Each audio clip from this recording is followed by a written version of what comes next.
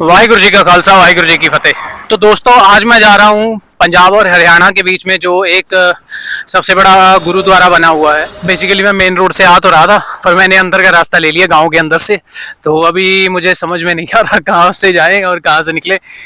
और भाई साहब लेके आओ कुछ खाने के लिए या ऐसे ही बैठे रहेंगे हम, यही खेल चलता रहेगा। जब मैं थोड़ा सा नीचे उतरूंगा तुम भी नीचे उतर जाओगे।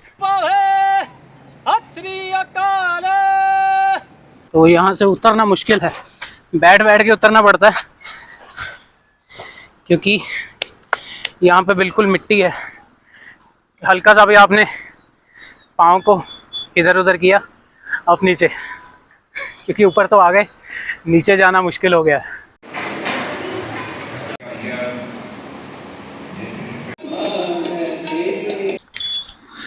वाहिगुरु जी का खालसा वाहिगुरु जी की फतेह। तो दोस्तों आज मैं जा रहा हूँ पंजाब और हरियाणा के बीच में जो एक सबसे बड़ा गुरुद्वारा बना हुआ है जिसका नाम है नाडा साहिब। और नाडा साहिब वो जगह है जहाँ पे गुरु गोबिंद सिंह जी खुद आए थे, तो इसीलिए वो बहुत ज़्यादा खास गुरुद्वारा है।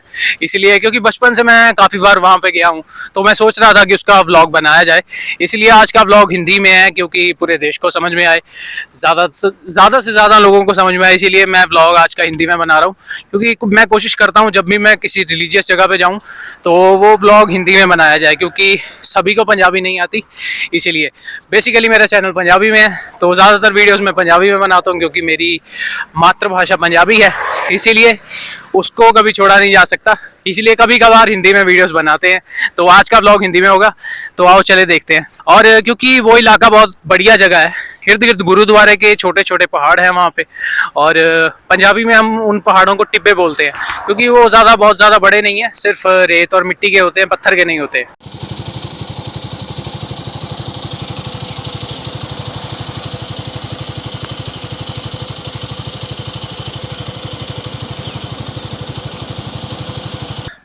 अभी मुझे कोई आइडिया नहीं मैं कहाँ पे पहुँच गया।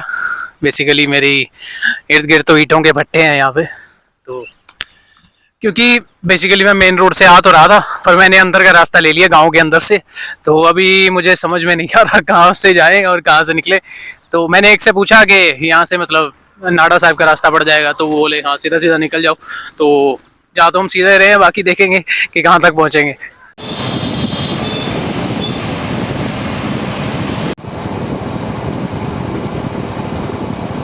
आधे रास्ते तो मैं पहुंच गया, मतलब आधा भी नहीं, क्योंकि नाडा साहिब बिल्कुल मेरे सामने है। और जिस जगह पे मैं इस टाइम चल रहा हूँ ये है नदी सूखी हुई। तो इस नदी में शायद जब पानी ज़्यादा होता होगा तब आता होगा। तो अभी तो चल सकते हैं बीच में। और एक चीज़ मैं दिखाता हूँ आपको, नदी के अंदर कुछ रिलीजियस चीज़ें बनी हुई हैं, मैं आपको वो दिखाता हूँ नज़दीक से। सो बेसिकली यहाँ पे मतलब देवी देवताओं की जगहें अलग अलग जगह बनी हुई है, इसीलिए क्योंकि यहाँ पे काफ़ी देवी देवताओं की मूर्तियाँ हैं। और ये जगह मेरे हिसाब से यहाँ पे लोग आते होंगे, अलग अलग अलग अलग परंपरा होगी यहाँ पे। क्योंकि मेरे हिसाब से गांव में भी हम जब देखते हैं ना, पंजाब के अंदर ऐसा होता है कि जो भी गांव है उसके अंदर ऐसे देवी देवताओं की महापुरुषों की जगह बनी होती है, समाधि हो या कुछ भी हो। ये सारा कल्चर सनातन के साथ रिलेट करता है। और ये यहाँ पे थोड़ा थोड़ा पानी भी जा रहा है, मेरे हिसाब से यहाँ पे विसर्जन भी होता होगा मूर्तियों का जब पाठ पूजा हो जाती है और बाकी चीज़ें। बाकी सफाई तो आप देख सकते हो, सफाई का तो हमारे देश में ऐसा रहते दिक्कत रहती है। जैसे ये एक श्री गणेश जी की मेरे सामने मूर्ति है और ये खंडित हुई हुई है क्योंकि इनका हाथ टूटा हुआ है, पीछे से भी थोड़ी टूटी हुई है। तो ये विसर्जन करने के लिए लाए पर अच्छे से विसर्जन हुआ नहीं, इसीलिए। बाकी अलग अलग यहाँ पे मूर्तियाँ हैं देवी देवताओं की, जैसे ये भी गणेश जी की है, ये शीशे की है, ये श्री हनुमान जी की है, साथ में श्री राम वाली माता है। तो सभी मेरे हिसाब से काफ़ी देवी देवताओं की यहाँ पे मूर्तियाँ होंगी। तो बेसिकली बाई चांस ही मैं इधर आ गया, पर मुझे कोई आइडिया नहीं था यहाँ पे मुझे रिलीजियस जगह मिल जाएगी। क्योंकि इस तरफ अगर हम यहाँ पे आ जाएं तो यहाँ पे हर देवी देवता की आपको मूर्ति दिख जाएगी। जैसे गणेश जी की तो तकरीबन सबसे ज़्यादा मेरे हिसाब से यहाँ पे गणेश जी की है। और यहाँ पे पूरे परिवार के हैं, शिव जी, पार्वती जी, गणेश जी। इस तरफ सरस्वती देवी की है क्योंकि इनको जो भी म्यूज़िक करता है तो वो सबसे पहले इन्हीं की पूजा करते हैं। बाकी ऊपर शिव जी की है, शिवलिंग भी है, श्री कृष्ण जी भी हैं ऊपर इस तरफ बैठे हुए। तो यहाँ पे काफ़ी मूर्तियाँ हैं। बाकी बाकी हम आगे की तरफ चलते हैं, क्योंकि ये इलाका तो जैसे नदी का इलाका है और यहाँ पे काफ़ी गायें भैंस उस तरफ चल रही हैं, सामने की तरफ काफ़ी हैं। तो है तो ये बियाबान सा इलाका, पर जब पानी आता होगा तो ये ऊपर तक भर जाता होगा, तब यहाँ पे पानी पानी होता होगा। अब ऐसे लग रहा है जैसे खुला मैदान है।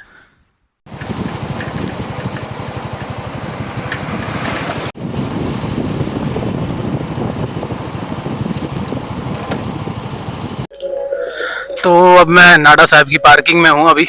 तो मेरे सामने गुरुद्वारा है, तो अभी हम सबसे पहले अंदर जाके दर्शन करेंगे। उसके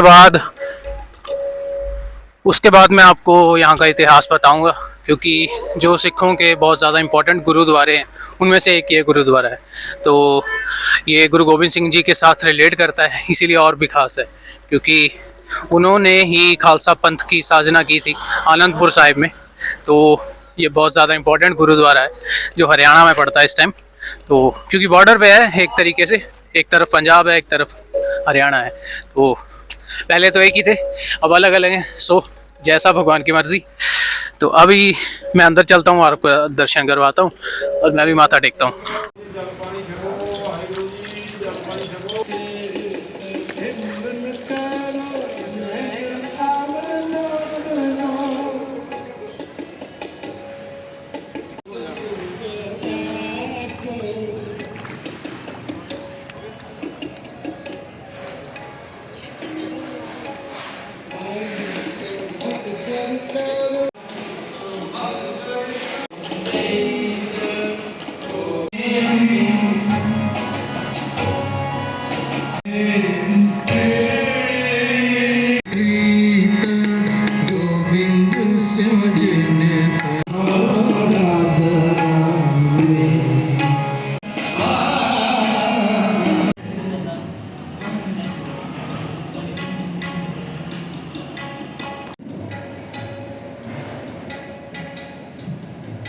तो बेसिकली इस जगह का इतिहास ऐसे है कि जब गुरुजी भंगाणी का युद्ध हुआ था गुरुजी का, क्योंकि गुरुजी ने काफ़ी जंगें लड़ी हैं काफ़ी जुल्म करने वालों के खिलाफ। तो उनमें से एक भंगानी की जंग हुई थी। तो उसके बाद तो गुरुजी वहाँ से निकलते हुए उसके बाद यहाँ पे पहुँचे। यहाँ पे लक्खी शाह वणजारा जी के परिवार में से एक शख्स रहता था जिनका नाम था नाडू शाह। तो जिनके नाम पे ये जगह का नाम है नाडा साहिब। इसीलिए यहाँ पे जब गुरुजी पहुँचे तो उनके साथ काफ़ी सिख और जुड़े, काफ़ी योद्धा बने। तो नाडू शाह जी ने गुरुजी की बहुत ज़्यादा सेवा की यहाँ पे, और वो 24 घंटे उनके दर्शन उनके सामने रहते थे, उनकी सेवा में रहते थे। जो वो बोलते थे वो वही करते थे। तो इस हिसाब से इस जगह को बेसिकली, ये जगह पहले जंगल हुआ करती थी, पहाड़ी जंगल था, इर्द गिर्द पहाड़ थे, बीच में जंगल था। तो यहाँ पे रहन बसेरा था नाडू शाह का। तो जब इतनी देर नाडू शाह ने गुरु गोबिंद सिंह जी की सेवा की तो गुरुजी उनसे प्रसन्न हो गए, तो उनसे काफ़ी खुश हुए गुरुजी। तो उन्होंने उनको वरदान दिया कि आपके नाम से ही ये गुरुद्वारा जाना जाएगा। इसीलिए आज के टाइम पे इस गुरुद्वारे को नाडा साहिब कहा जाता है, जो नाडू शाह के नाम पे है। तो यहाँ पे इतनी पवित्र जगह है, तो यहाँ पे उनको ये भी वरदान हुआ कि जो भी यहाँ पे आएगा उनकी मन की मुरादें पूरी होंगी, उनके सपने पूरे होंगे। तो ये ऐसी भव्य और मतलब इतने खूबसूरत इलाके में है कि इर्द गिर्द पहाड़ हैं, उनके ऊपर जंगल है। तो अच्छी जगह है बहुत ज़्यादा। तो मैं बचपन से काफ़ी टाइम आता रहा हूँ, जैसे मैंने वीडियो में आपको पहले भी बताया। तो आज मैं सोच रहा था कि यहाँ को अच्छे से एक्सप्लोर किया जाए, क्योंकि गुरुद्वारे आते थे इर्द गिर्द नहीं जाते थे। इसीलिए मैं बाहर की तरफ भी जाने की कोशिश करूँगा कि एक आध पहाड़ पर चढ़ा जाए। तो इसीलिए बाकी देखते हैं, क्योंकि जो भगवान की मर्ज़ी होगी वो तो होगा ही। अपनी तरफ से कोशिश है, तो कोशिश को आगे बढ़ाएंगे, आगे चलते हैं।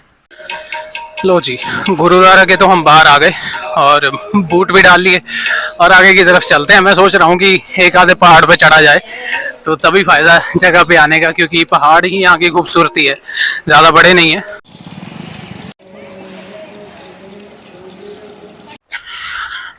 बाकी पहाड़ की तरफ तो मैं आ गया, अब रास्ता देखते हैं ऊपर जाने का मिलता है या नहीं, क्योंकि ये पहाड़ थोड़े पत्थर वाले नहीं है, इसीलिए यहाँ पे रास्ता ढूंढना मुश्किल होगा।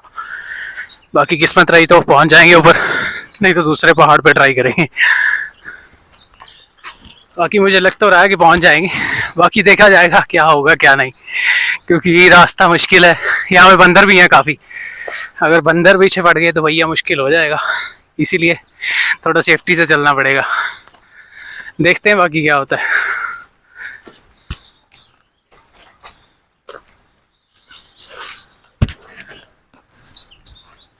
रास्ता तो खतरनाक है, यहाँ से मुश्किल है, ऊपर कैसे चढ़ेंगे, नीचे उतरना पड़ेगा, उसके बाद आगे जाएंगे। चलो देखते हैं, क्योंकि अभी तक तो रास्ता अच्छा है, बढ़िया जा रहा है, पर आगे रास्ता ढूंढना थोड़ा मुश्किल है, क्योंकि मेरे हिसाब से कोई नहीं चढ़ता यहाँ पे, मैं ही हूँ जो उल्टे रास्तों पे ऊपर चढ़ रहा हूँ। पर देखते हैं क्या होगा। यहाँ पे इतने ज़्यादा कांटे हैं ना कि मैं बता नहीं पाऊँगा आपको। इस जगह की सबसे बड़ी प्रॉब्लम तो मुझे यही लग रही है कि यहाँ पे मिट्टी की वजह से ऊपर चढ़ना थोड़ा मुश्किल है, क्योंकि जहाँ पैर रखते हैं वो नीचे धंस जाती है। इसीलिए थोड़ा देखता हूँ, पेड़ पकड़ के चढ़ेंगे, पर मज़ा आ रहा है, रिस्क के बिना मज़ा नहीं आता, तो रिस्क लेना चाहिए। यहाँ से एक बेल चढ़ रही है ऊपर, क्योंकि पूरा इसने पेड़ को जकड़ा हुआ है। तो अभी मैं आधा रास्ता तो ऊपर चढ़ के आ गया, वो नीचे से आया था सामने से, सांस फूलने लग गई है ऊपर चढ़ते चढ़ते। ये एक्सरसाइज ना करने का नतीजा है। पंगा तो हमने बड़ा लिया है, पर कोई बात नहीं, पंगा लिए बिना जिंदगी नहीं चलती, पंगा लेना है, आगे बढ़ना है, यही इम्पोर्टेंट है। अगर खुश रहना चाहते हो तो हमेशा एक्स्ट्रा एफर्ट डालना सीखो, वो आपको खुश रखेगा। और जब आपका टारगेट पूरा हो जाएगा तो मेरे हिसाब से उससे बड़ा इंसान के लिए कुछ भी नहीं है, सपनों से बड़ा कुछ भी नहीं होता। क्योंकि एक्सरसाइज नहीं करेंगे इसीलिए सांस फूलती है, क्योंकि मेरा इरादा यही होता है कि एक्सरसाइज की जाए, पर काफ़ी टाइम से मैं कर नहीं पा रहा हूँ, क्योंकि कुछ दिन का स्केड्यूल ही ऐसा हो गया, इसीलिए। तो अभी कोशिश यही है कि स्केड्यूल को पक्का किया जाए, काम के साथ एक्सरसाइज भी हो, क्योंकि ज़िंदगी में यही सबसे इम्पोर्टेंट चीज़ है अगर आप हेल्दी रहना चाहते हो, खुश रहना चाहते हो। क्योंकि लोग सोचते हैं कि एक्सरसाइज से सिर्फ हेल्दी रहा जा सकता है, पर नहीं, एक्सरसाइज आपको खुश भी करेगी। आपके दिमाग में जो भी टेंशन है, स्ट्रेस है, उसको कम कर देगी। मेरे हिसाब से तो ख़त्म ही कर देती है, जो रेगुलर करता रहता है। शायद मैं मुश्किल तो रास्ते क्रॉस कर गया हूँ, अब थोड़ा बहुत रह गया, ऊपर पहुँचने की कगार पे हैं।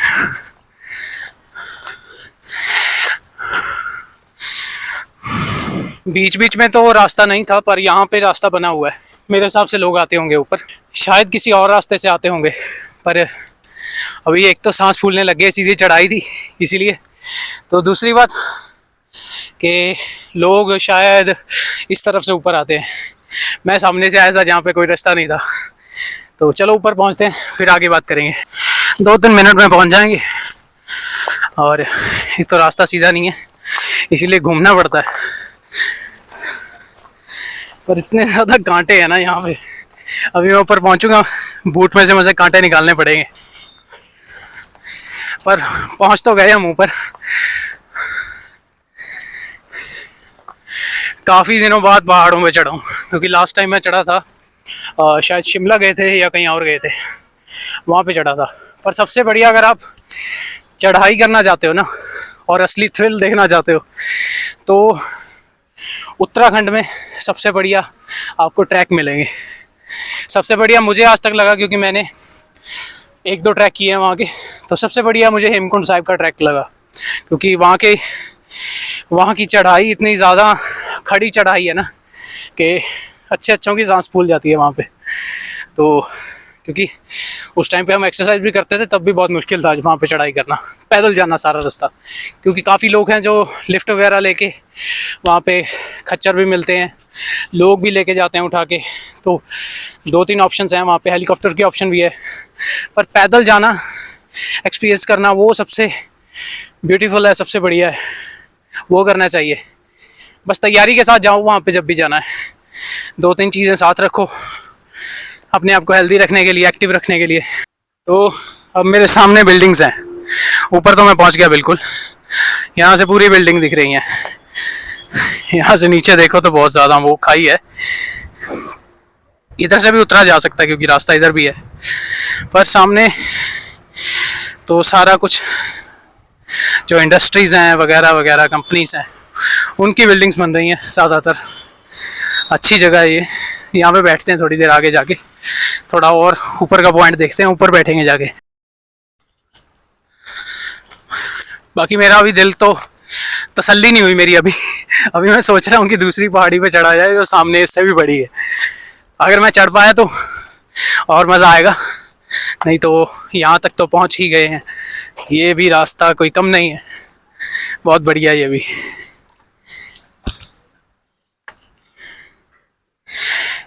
यहाँ से पूरा गांव, शहर, जो आसपास जो कुछ भी बना हुआ है, यहाँ से सब कुछ दिखेगा क्लियर। सबसे ज़्यादा ऊंचा पॉइंट जो है वो यही है, यहाँ पे मैं पहुँच गया हूँ। सामने मेरे बिल्डिंग बन रही है। नहीं, जो एक्सपीरियंस पहाड़ के नीचे से आएगा वो आपको शायद इतना ज़्यादा इम्प्रेस नहीं करेगा, पर जो जब आप टॉप पे पहुँच जाओगे तो आपको लगेगा कि हाँ अब मज़ा आ रहा है।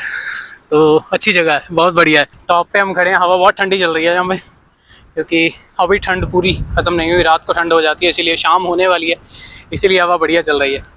और अब वो काम करें जो हर जगह करना पड़ता है मुझे, क्योंकि कांटे निकालना तो आपको पड़ेंगे जंगल में। आप अगर घुसोगे, अगर स्पोर्ट्स शूज़ डाल के घुस रहे हो, फिर तो आपको ये करना पड़ेगा, क्योंकि जहाँ जहाँ कांटे पाँव में चुभे तो आपके लिए मुश्किल हो जाएगा। पैंट भी गंदी हो गया भाई यहाँ पे।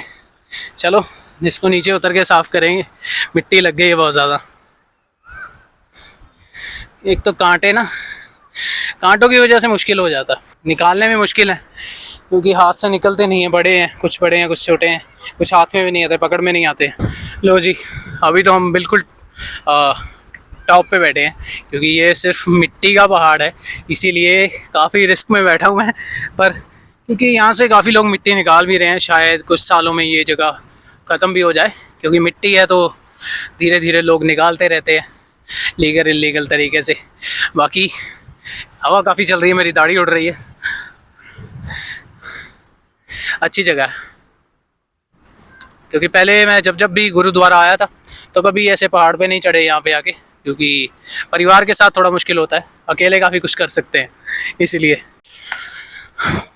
अभी मैं थोड़ा सोच रहा हूँ कि आगे चलें पहाड़ में, कि यहाँ से नीचे उतरने का रास्ता है, तो इसी तरफ से उतरते हैं, उस तरफ से नहीं जाएंगे जहाँ से पहले आए थे। है तो मुश्किल, स्लिपरी है। यहाँ पे पेड़ है, काफ़ी सुंदर है, मतलब गिरा हुआ पेड़ है पर वो बीच में से दोबारा उग गया, तो अच्छा है। यहाँ से निकलेंगे, देखते हैं, क्योंकि यहाँ पे कांटे हैं, हो सकता है सर में ना लग जाए, पगड़ी पे ना लग जाए, ये भी मुश्किल काम है, निकलना आसान नहीं है। बच गए, स्लिप हो गया था, पर ठीक है, मज़ा आ रहा। चलो चलो आगे चलते हैं।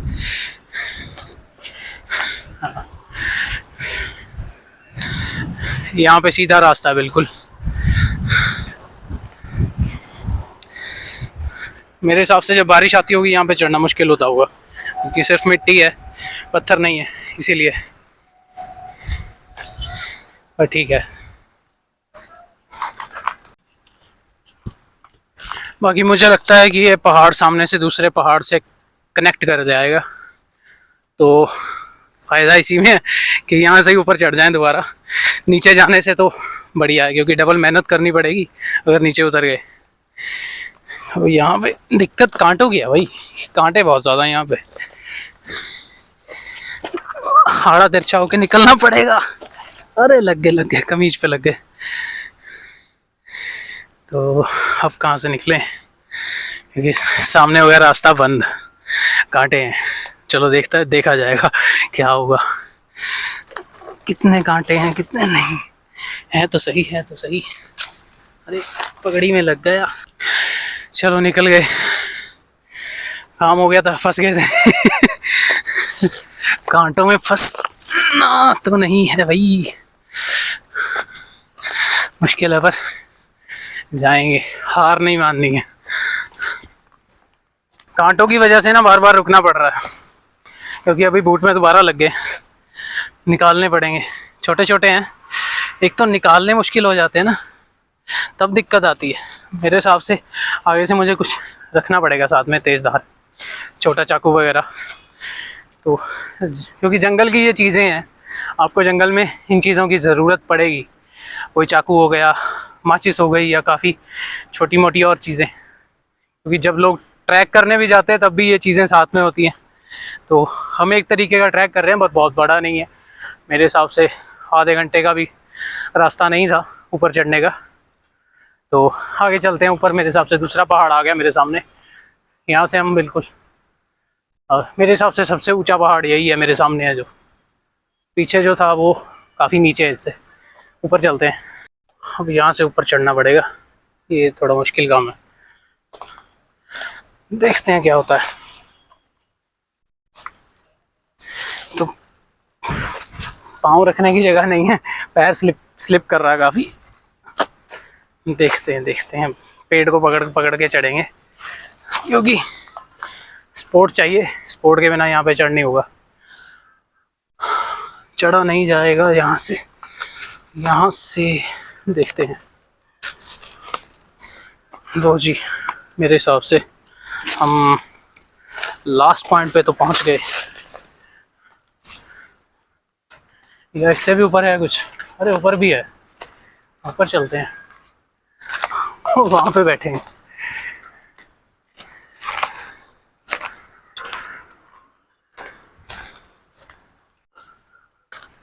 अब जाके थोड़ी फील आ रही है कि हाँ रियल पहाड़ हैं, बड़े पहाड़ हैं। पर ऊपर से तो ये मैं आपको बताता हूँ, थोड़ा निकल जाएं कांटों में से, क्योंकि कांटे फिर आ गए तो सबसे बड़ी दिक्कत यहाँ पे कांटों की है। अभी तक तो मुझे कोई बंदर नहीं मिला, ऊपर शायद बैठे होंगे बंदर, बस हमला ना करें, बाकी ठीक है। ओ भाई, काफ़ी ऊपर तक तो आ गए, थोड़ा सा बाकी है। अब शाम होने वाली है, सनसेट होने वाला है। और इतनी बात है कि यहाँ पे ऊपर चढ़ के मज़ा आ रहा है, क्योंकि मैंने हेमकुंड की यात्रा की हुई है, तो इसीलिए मुझे थोड़ा थोड़ा वैसा फील आ रहा है। पर वहाँ पे पत्थरों के पहाड़ ज़्यादा हैं, यहाँ पे मिट्टी का है। अभी थोड़ा सा और बाकी है, अगर ऊपर चढ़ पाए तो, क्योंकि मेरे हिसाब से ऊपर चढ़ना मुश्किल हो जाएगा मुझे। यहाँ पे पकड़ने का भी कुछ नहीं है, सिर्फ ऐसे पहाड़ हैं। देखो मैं दिखाता हूँ, ये पहाड़ है,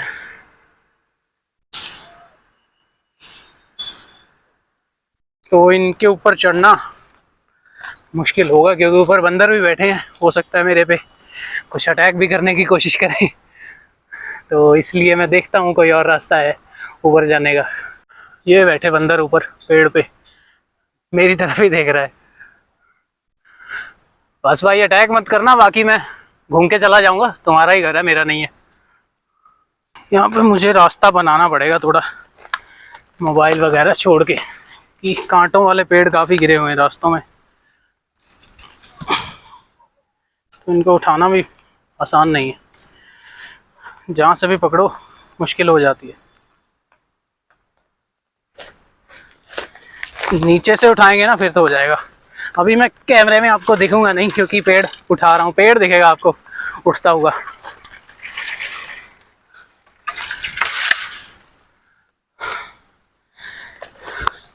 लो जी, एक मुसीबत तो हमने रास्ते से पीछे कर दी, पर कांटे फिर चुभ गए पाँव में। स्पोर्ट शूज़ नहीं डालने चाहिए, क्योंकि जंगल के लिए सिर्फ दूसरे बूट्स ही चलते हैं, ये नहीं चलेंगे बाबा, कि ऐसे तो कांटे निकालते रहेंगे, आधा रास्ता तो ऐसे ही ख़त्म हो जाएगा। इसको पकड़ना मुश्किल हो जाता है ना।